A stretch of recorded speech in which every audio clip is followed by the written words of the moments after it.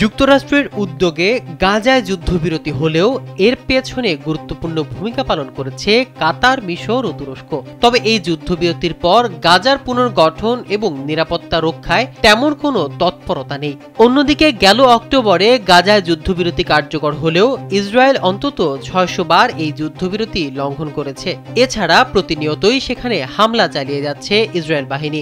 এ অবস্থায় ইসরায়েলকে কড়া বার্তা দিয়েছে মধ্যপ্রাচ্যের অন্যতম প্রভাবশালী দেশ সৌদি আরব সহ মিশর, কাতার ও তুরস্ক।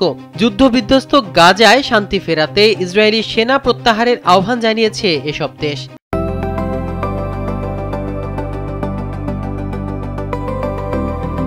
পাশাপাশি আন্তর্জাতিক স্থিতিশীলতা বাহিনী আইএসএফ মোতায়েনের কথাও বলা হয়েছে।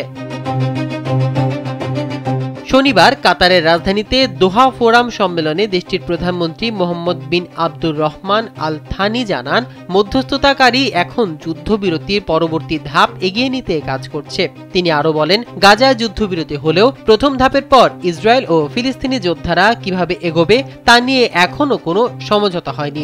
এছাড়া ইসরায়েলি বাহিনী পুরোপুরি প্রত্যাহার না করা পর্যন্ত যুদ্ধবিরতি সম্পূর্ণ হবে না এবং গাজায় স্থিতিশীলতাও ফিরবে না। এদিকে সৌদি আরবের পররাষ্ট্র মন্ত্রণালয়ের শীর্ষ কূটনৈতিক মানাল রাদওয়ান দোহা ফোরামে গাজা পরিস্থিতি নিয়ে ব্যাপক সরব হন।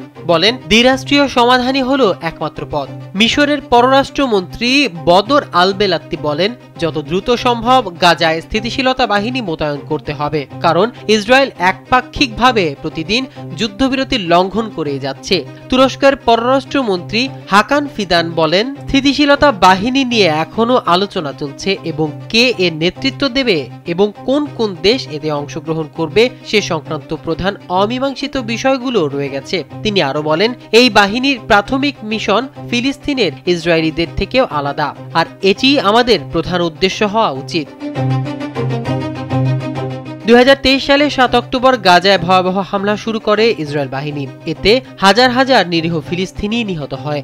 আন্তর্জাতিক প্রতিরোধের মুখে পড়ে ইসরায়েল, তবে এরপরও দেশটি হামলা বন্ধ করেনি। শেষ পর্যন্ত এবছর অক্টোবরে ট্রাম্পের মধ্যস্থতায় যুদ্ধবিরতিতে রাজি হয় ইসরায়েল ও ফিলিস্তিনের স্বাধীনতাকামী গোষ্ঠী। আর দীর্ঘ ২ বছর ধরে ইসরায়েলি হামলায় প্রাণ হারিয়েছে ৭০,০০০-এর বেশি ফিলিস্তিনি এবং দেখা দিয়েছে ভয়াবহ মানবিক বিপর্যয়। মাহমুদ রহমান সিয়াম, কালবেলা।